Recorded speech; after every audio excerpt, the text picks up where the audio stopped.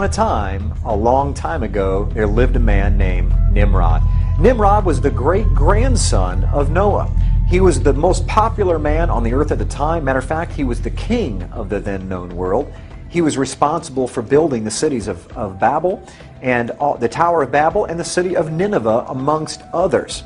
Well, all that being aside, Nimrod, no doubt, had tremendous influence among the people that he was with. And what happened was he had this uncanny reputation of strength. He created great armies, and he was the ruler of the then-known world right after the flood. He was full of idolatry and covetousness, drunkenness, and rebelliousness towards God. And he had a phenomenal ability to deceive. Matter of fact, I suppose he was much like, I guess, an early politician 4,000 years ago. But Nimrod married a woman named Semiramis. Now, Semiramis and Nimrod became basically king and queen of the then-known world.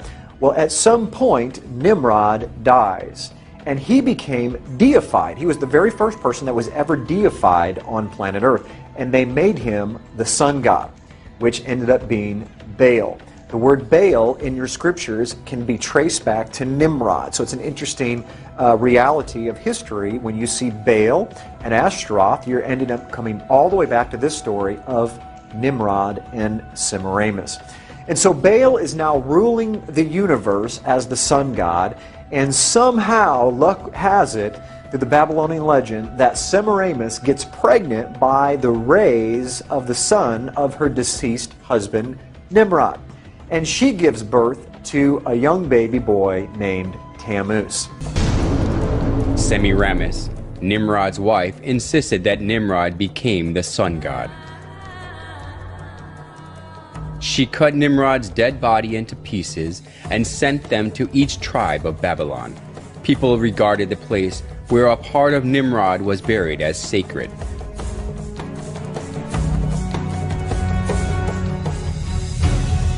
She also claimed that Nimrod was reincarnated as her son.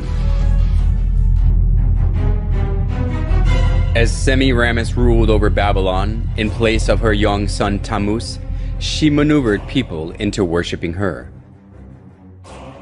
Monuments of Semiramis carrying her child Tammuz in her arms were set up all over Babylon, along with various images symbolizing the sun god.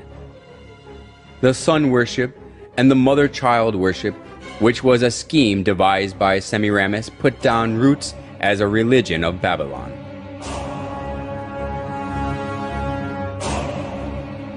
Idolatry stemmed from Babylon, spread to many countries after the Tower of Babel collapsed.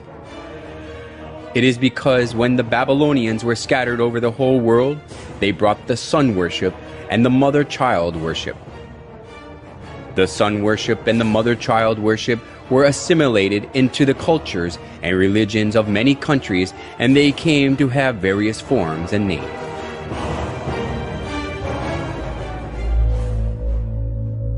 Nimrod, the sun god, was known as Mithra in Persia, Sol in Rome, Ra or Horus in Egypt, and Apollo in Greece. Semiramis and Tammuz, who were the start of the mother-child worship, was called Isis and Horus, Venus and Dionysus, Diana and Attis, and Astaroth and Tammuz, respectively. Besides these, the image of goddess, who is holding a baby in her arms, was venerated in many countries of the world. If so, was the mother-child worship the creature of an age, which was especially welcomed only in Babylon? Surprisingly, the mother-child worship of Babylon has been passed down through the thousands of years and still exists today. In Vatican of Rome, we can find the mother-child worship in its original state. Now, further down in the story, as Tammuz grows and becomes a man, Tammuz actually marries his mother, and they have a very sexual relationship. And that baby Tammuz and his mother Semiramis is where you get the story of Cupid. Cupid, during Valentine's Day, is how the story of Valentine's Day developed was from Tammuz, who married a very unbiblical relationship with his mother. Okay, back to the story of Tammuz. So Tammuz, for 40 years, was a tremendous hunter, and he took the place of his father, ruling the world, and had tremendous power. But more than anything, he was a credible hunter. But unfortunately, his gift and his skill of hunting caught up with him one day, because he was killed during his 40th year by a wild boar. Every spring, the first Sunday after the vernal equinox, the spring equinox, they had what was called Ishtar's Sunday. And they would have a sunrise service. At the sunrise service, the priest of Ishtar would impregnate young virgins on the altar, and during that same service, they would take the babies that were now 3-month-old from the previous year, and they would sacrifice those children on the altar to Ishtar, and then they would take the eggs of Ishtar, and they would dip those eggs in the blood of those young infants. And that is where we get sunrise services, and that is potentially where we get the dying of Easter eggs. It is also interesting to note that worldwide universal color of Easter eggs is red. Even the White House, the official color of the White House Easter egg is ruby red. Now, back to Tammuz. Tammuz gets killed by a wild boar. So every year, in commemoration of celebrating the death and the deification of Tammuz, which became the son of God, the son of his father, they would set aside 40 days prior to Easter, and they would fast and they would pray, and they would have a giant feast on Easter Sunday where they would celebrate the death and the resurrection of Tammuz. And guess what they would have for dinner on that Sunday evening? You got it, Easter ham. They would kill a boar in commemoration to Tammuz, who was killed by a wild boar. And yes, the 40 days prior to Easter, we call it Lent, or the Catholics call it Lent, that 40 days did not come from, my friends, the 40 days of Jesus in the wilderness. That 40 days was already in place for thousands of years before Jesus even showed up. It comes from the 40 days of fasting and praying for Tammuz before they celebrated Easter. I'm going to give you some of the names and what they're most commonly remembered for in these different cultures, and some of you will recognize them immediately. First of all, in Egypt, they were known as Isis and Osiris. In Phoenicia, they were recognized as Asheroth and Baal, the very same Asheroth and Baal that you see in the scriptures. In Greece, they were Aphrodite and Adonis, or Eros, where we get the word erotic from. And in Rome, they were called Venus and Cupid. That's right, that's where we get Valentine's Day from, and Cupid. Even in the Far East, listen to this is amazing, Cupid was known as Zoroaster. Zoroaster is made up of two words, Zoro, which means seed of, and Asheroth, which is Easter. And so what Cupid actually means in the Far East is the seed of Easter, or the seed of his mother. Tammuz and his mother, Semiramis. If you look on your screen, you're going to see Isis and Osiris, or this is Ishtar and Tammuz. Now, some of you may be asking, well, wait a minute, I celebrate Easter, you're talking about Ishtar. Easter is actually the Anglicization of the word Ishtar. In other words, if you say Ishtar in English, it's pronounced Easter. That's how the etymology of that word evolved over time. What I want you to see is, I want you to see what's on her head is a crescent moon, and in the center of that crescent moon is the actual sun itself. And so the symbol of power of Isis, or Ishtar, was the crescent moon holding the sun itself, her deceased husband, Baal, the sun god. And you can see the baby there that is nursing from her breast. Ishtar was known as the goddess of the East, the bare-breasted fertility god of the East, or the sunrise, which is why they had the service at sunrise on Easter morning. Here on your screen, you see a pagan carving of the solar deity Baal Hadad, depicted as a disc in a crescent. Okay, you can see the half moon disk there in the center of your screen with the sun that is cradled inside of it. That is the sun god, as well as the crescent moon that surrounds it. Now, as you see that the main symbol for the sun god was the crescent moon with the sun on the top of it, or centered and cradled inside that crescent moon, we now move to something that's a bit controversial but very true historically, is the Catholic Eucharist is actually the sun that is inside of that crescent moon. I'm going to show you some pictures of the actual Eucharist in different positions, and you're going to see that not only is it similar, it's identical. This is where they got the symbols from. You can see here, this is a particular object that holds the Eucharist, and I found this online, and this is what the quote said. I left off the particular church for obvious reasons, but this was their advertisement for a particular Friday. It says, Eucharistic adoration is held on the first Friday of every month for the purpose of honoring and praying to the Blessed Sacrament. Now, I don't know about you, but my Bible says to pray to the Father, our Father. Yeshua, Jesus, said to pray to the Father. He did not say to pray to inanimate objects, whether they represent Him or not. Now, look very carefully at, on the right-hand side, you can see the moon, the crescent moon shaped, holding that sun or that wafer of bread. Here's a close-up of it right here. The crescent moon cradle with the sun-shaped monstrance of the Roman Catholic Church. And now you'll see that it's actually the rays of the sun go all the way around this. They didn't hide it at all. Why did they not hide it? Because this is thousands of years old. This comes right out of paganism and sun god worship, where it was the symbol of Baal and his wife Ishtar. And right here you can see the pine cone staff is another symbol found in paganism that's connected with the sun god coming out of Egypt, Osiris. It's kind of in the form of a pitchfork, you can see, where the pine cone is in the center. Now, why did they choose a pine cone? Because a pine cone represents... Pine cone symbolism, another very popular piece of symbolism for people who consider themselves, quote, in the know. That they consider that they are spiritually aware and enlightened, they have the knowledge, they are awoken, they have wisdom, and they have transformed themselves spiritually. In many cases, it's the exact opposite. The pine cone symbolism comes after the pineal gland, which is at the center of the head. It's right here, circled in red. It's considered in the midbrain or the limbic system of the brain.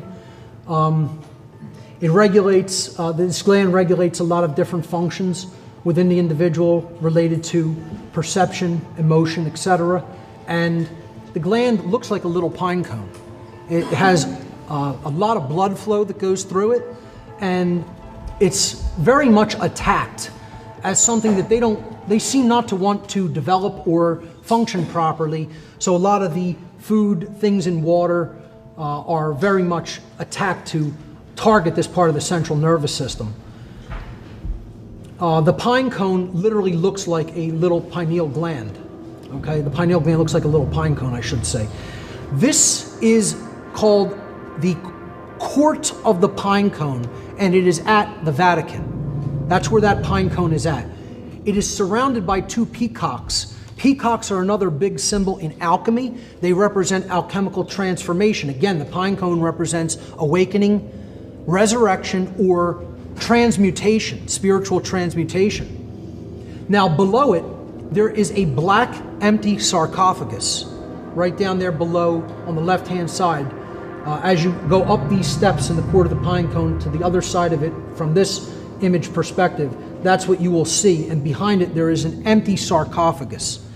Now they're basically throwing this symbolism right in your face. You know, we are the resurrected ones. We are the ones who have come out of darkness and into light.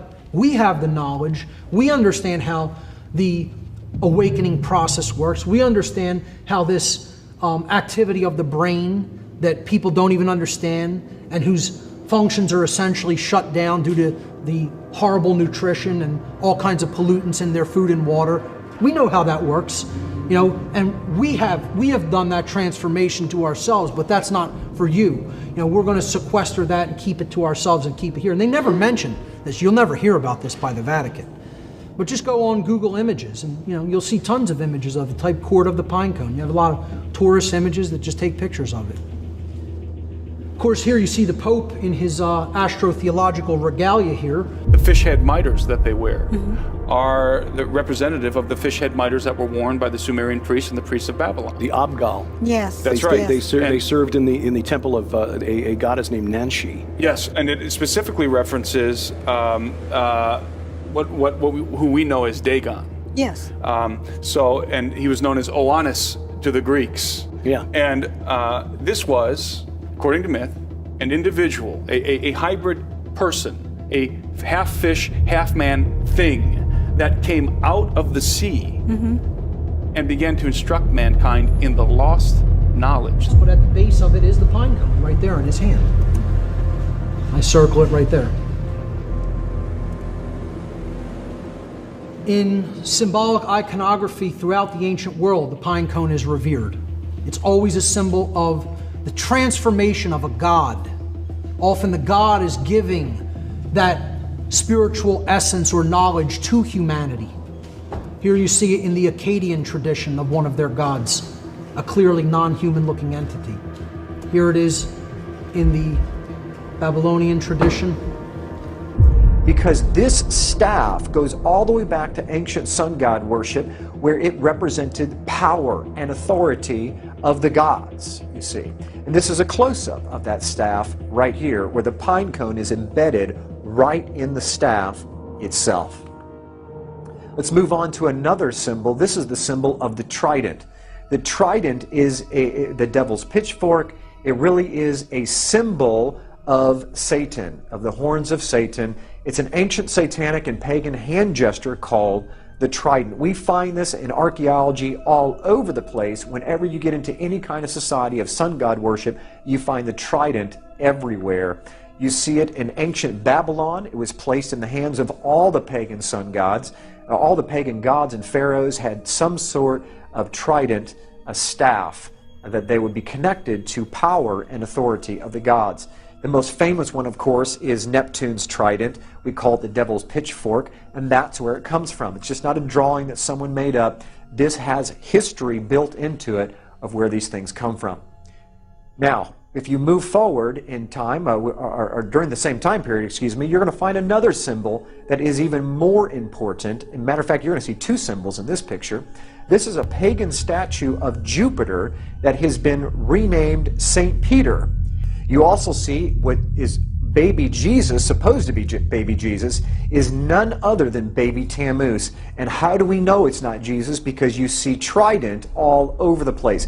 You see the trident symbol in the hand of the infant Jesus, along with the tridents coming out of the statue's head. You'll see three tridents, two coming off the sides of the head and one coming off the top of the head. This is not baby Jesus, ladies and gentlemen. This is a pagan sun god, Tammuz, from the story of Baal, Nimrod, and Semiramis, ended up being Cupid in today's Valentine's Day. And right here is the ancient Babylonian altar for the sun god Baal, and its main symbol is the 8-pointed star, which can be depicted as two 4-point stars built inside of one another as the solar wheel.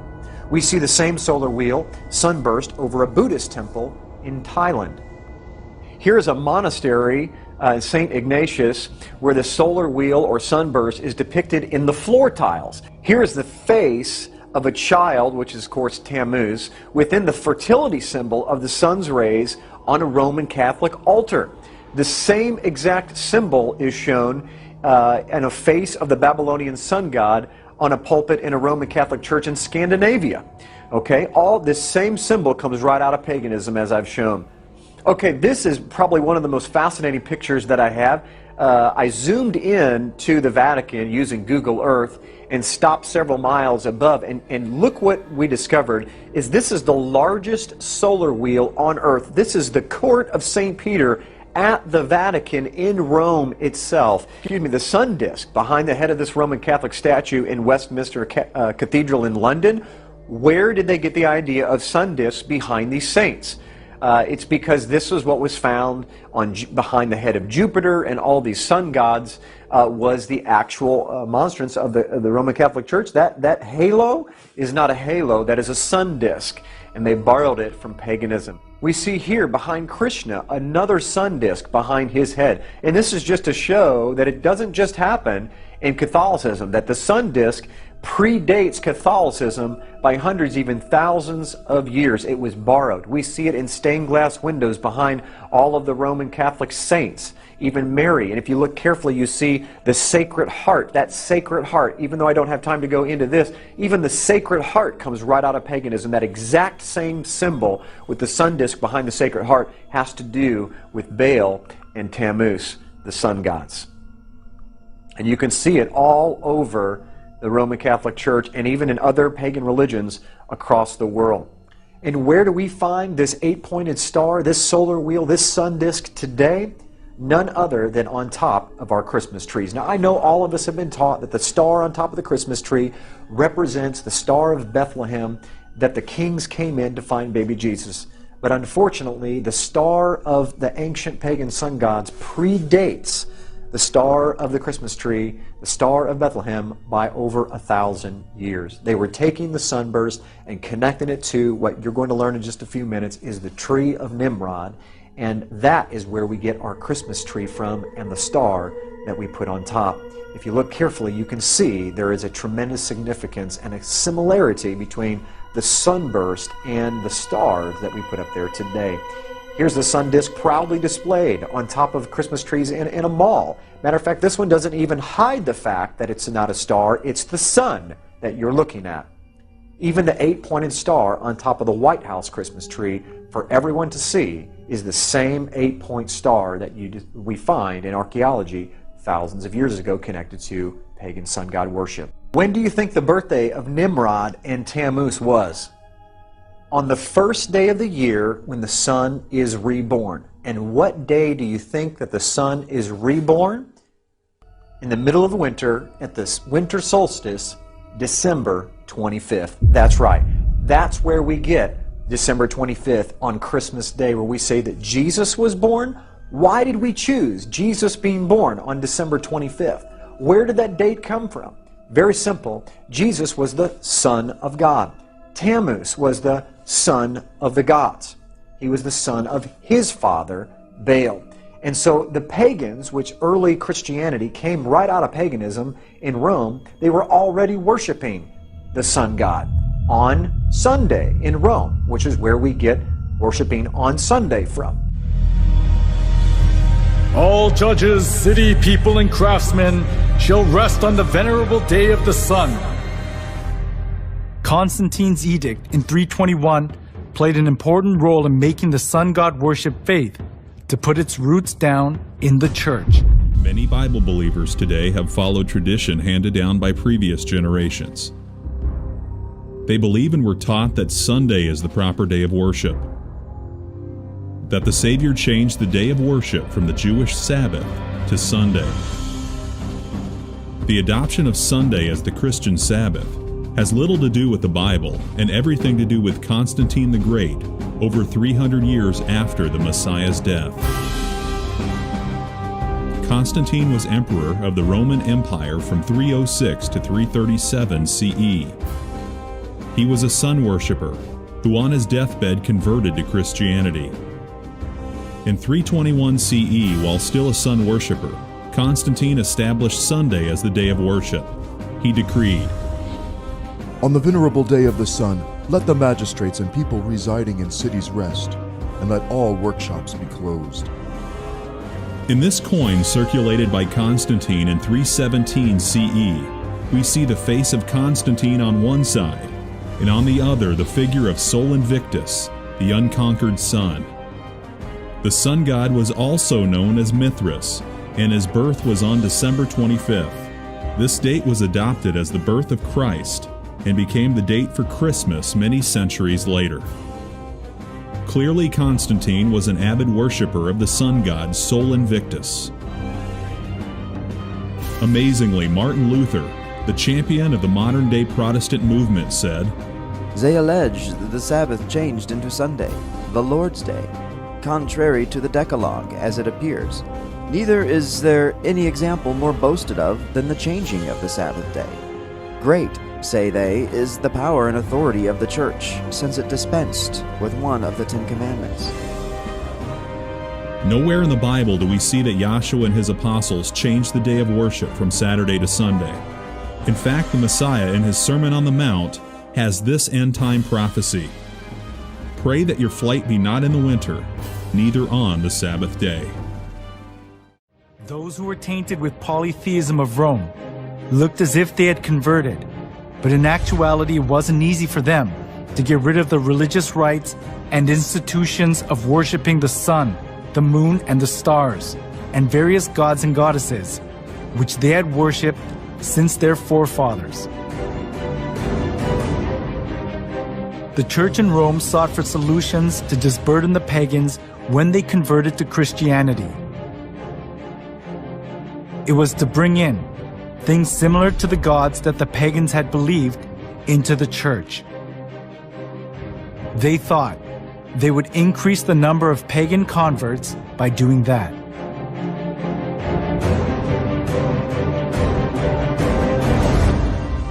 For the Christian bishops introduced, with but slight alterations, into the Christian worship those rites and institutions by which formerly the Greeks and Romans and others had manifested their piety and reverence towards their imaginary deities, supposing that the people would more readily embrace Christianity if they perceived the rites handed down to them from their fathers still existing unchanged among the Christians. To attract more pagans, the church in Rome tried to Christianize various kinds of pagan gods to suit the Bible. One of the most representative things among them was accepting pagan customs of the sun god worship tradition. The church in Rome identified Jesus with the sun god.